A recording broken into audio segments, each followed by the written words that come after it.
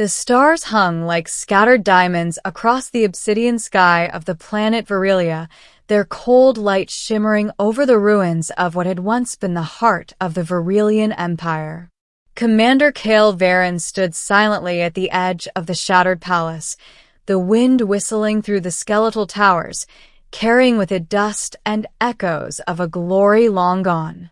He had heard the legends, of course, tales of Empress Aerolith, the brilliant and ruthless sovereign who had conquered countless systems before the day her empire crumbled under betrayal and rebellion. But legends always softened reality. Now, as Cale gazed at the ruin, he saw the truth. She was not the unstoppable force the stories claimed. She was human, vulnerable, and very much alone. Aerolith sat among the wreckage of her throne room, the elegant armor she had once worn now scorched and twisted. Where her legs had been, there was nothing but jagged stumps, testament to the merciless betrayal that had left her physically broken. Her golden eyes, once ablaze with imperious authority, flickered with something Cale could not name: grief, yes, but also a restrained fury, like coals barely smoldering under ash. "I should have died when the Praetorian struck," she said, voice cold, almost brittle, but beneath the edge was a thread of something else. "Yet here I am. Do you know why, human?" Cale remained silent.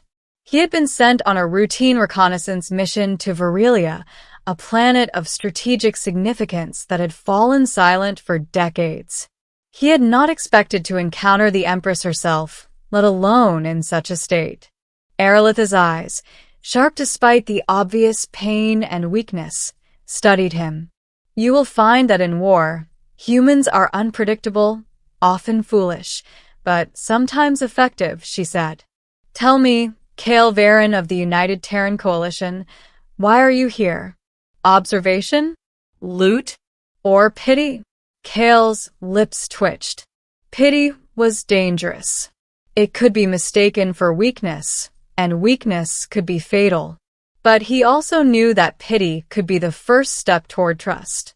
"I'm here because you asked for help," he said finally. "And because no one else will." She arched a brow. Bold. And naive. I like that.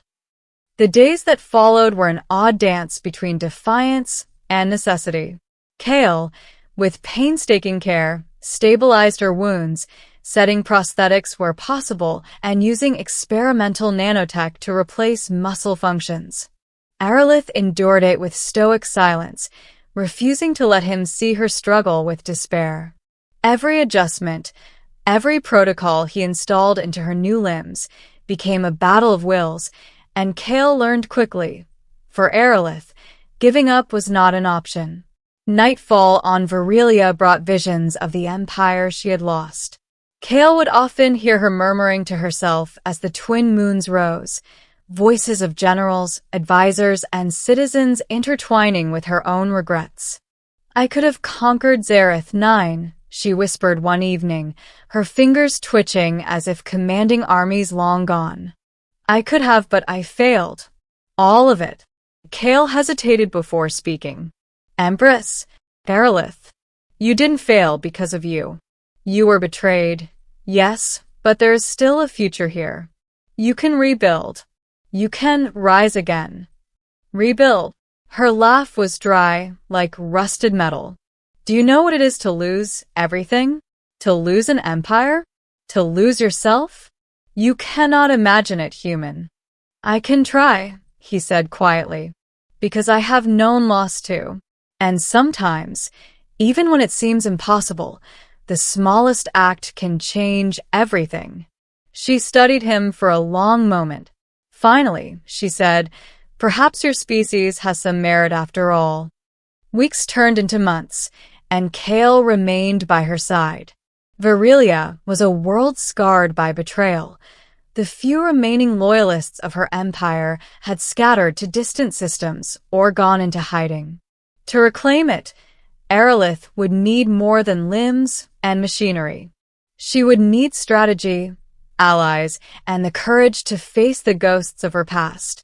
Kale became more than a caretaker. He became her confidant, her advisor, and, most unexpectedly, her friend. He challenged her when she fell into bitterness, celebrated small victories with her, and listened when the memories of her empire threatened to drown her in regret. "You know," she said one day as they walked through the ruined gardens of the palace, prosthetic legs carrying her gracefully despite their mechanical nature, "I believed strength was in power. In armies, in planets, in fear. I see now it is in trust. It is in dependence, in connection. I did not know that until you arrived." Kale smiled, the gesture rare for him, a brief flicker of warmth in the cold world.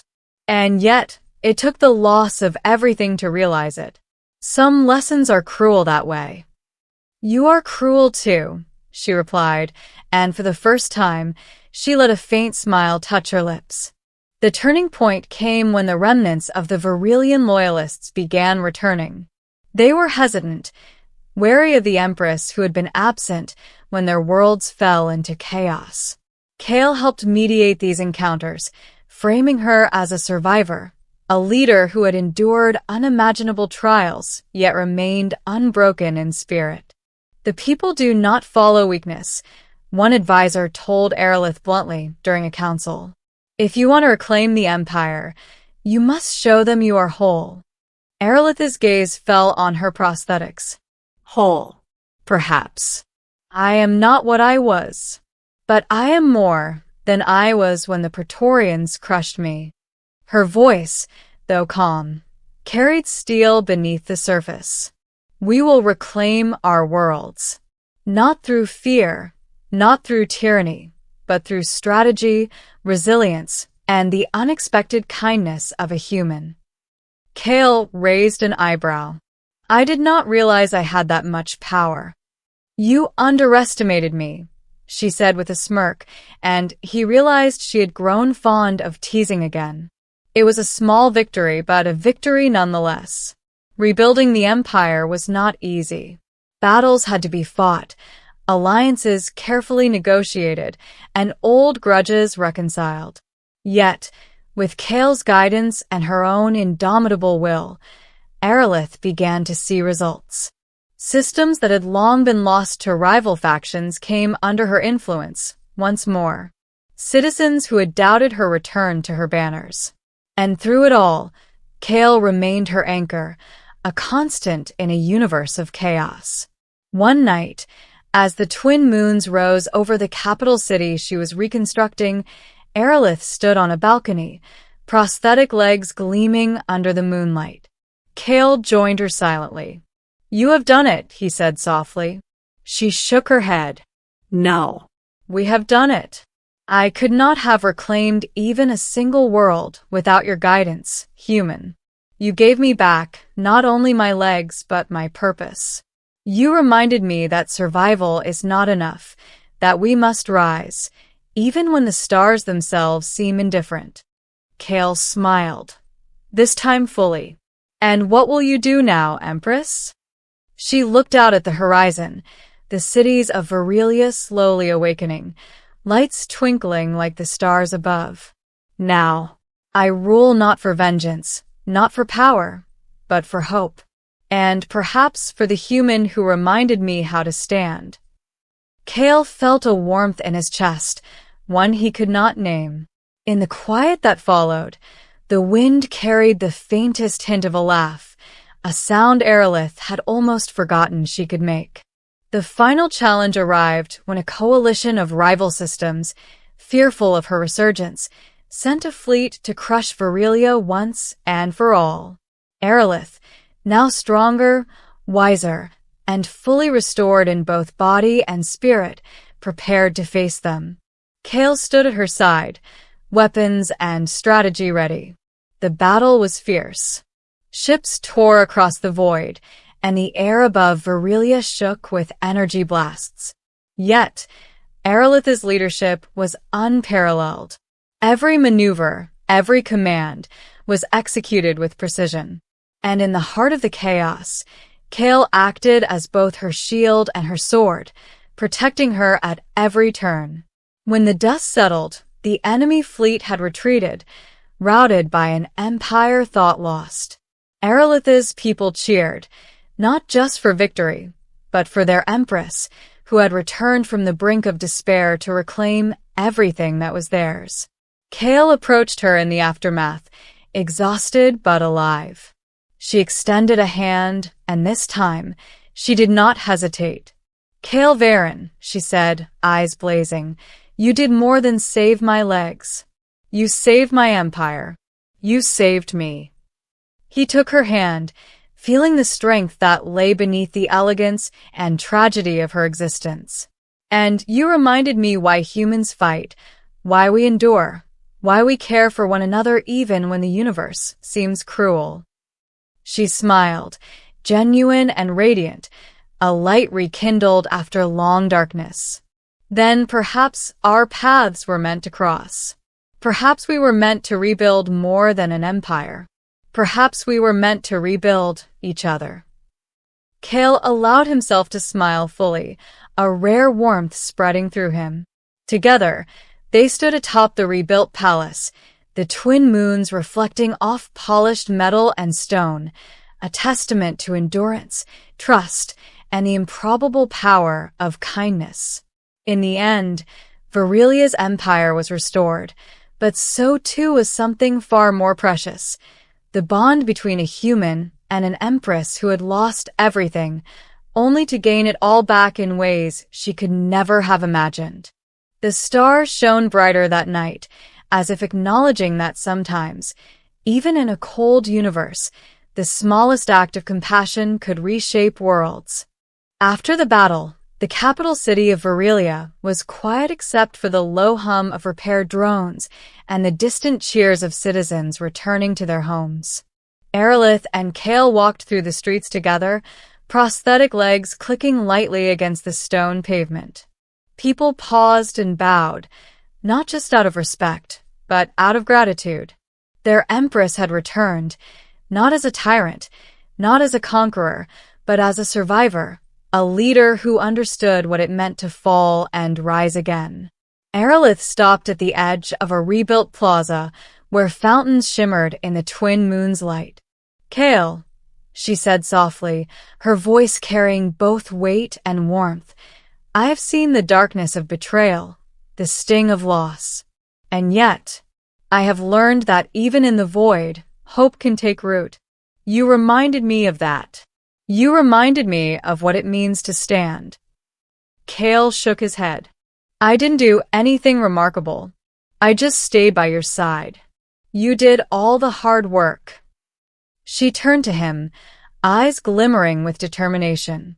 "No.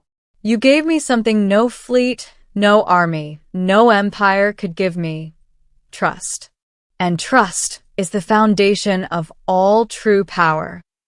For the first time in years, Aerolith allowed herself a full smile. It was no longer the smile of a ruler masking pain or anger. It was the smile of someone reborn.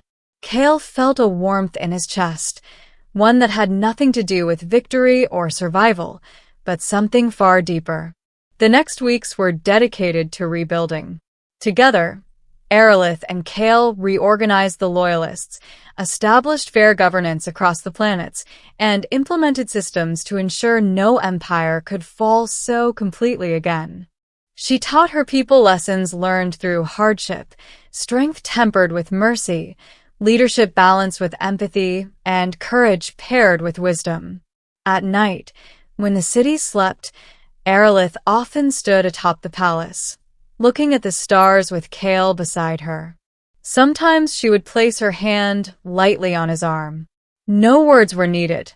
They had seen and survived too much to need explanations. One evening, as a gentle rain fell and the twin moons shimmered through the clouds, she spoke. "I once believed that losing my empire and my legs meant I was nothing. Now I know it was the beginning of everything. And it began with you, Kale Varen."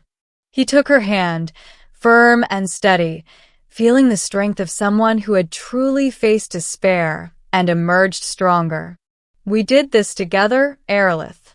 And whatever comes next, we'll face it together. The stars above seemed to shine brighter, reflecting the empire they had rebuilt and the bond they had forged. Virilia was no longer just a place of lost glory. It was a symbol of resilience, trust, and renewal. And Aerolith, the Empress who had lost everything, stood tall once more, not just on her legs, but in spirit, heart, and purpose. In the end, it wasn't the empire that defined her.